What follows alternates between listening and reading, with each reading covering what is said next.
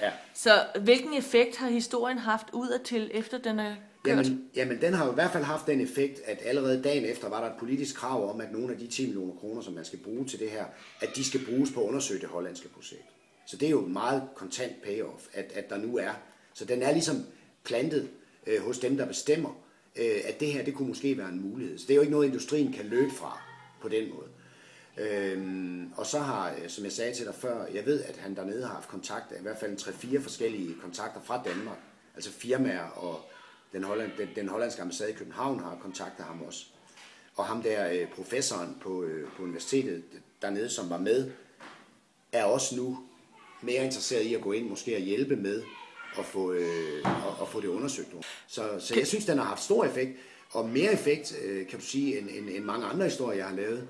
Fordi det der med, at du bare lægger problemerne frem, og har nogle kloge mennesker til at sige, hvor stor en suppedas vi alle sammen er, det er jo ikke noget, der rigtig sker noget ved. Fordi det bliver bare en skyttegravskrig, hvor du så har direktøren for landbruget inde og står og siger, ja, men vi prøver, og professoren står og siger, at vi skal gøre noget mere, fordi de her bakterier, de breder sig. Hvad skal vi bruge det til? Men her har vi jo en konkret ting, som er lagt frem, som man kan gå ind og undersøge, hvis man vil. Så på den måde er den konstruktive nyhed jo mere håndgribelig, og bliver jo også nemmere for mig at følge op på, kan du sige. Ikke? På den måde er det jo fint.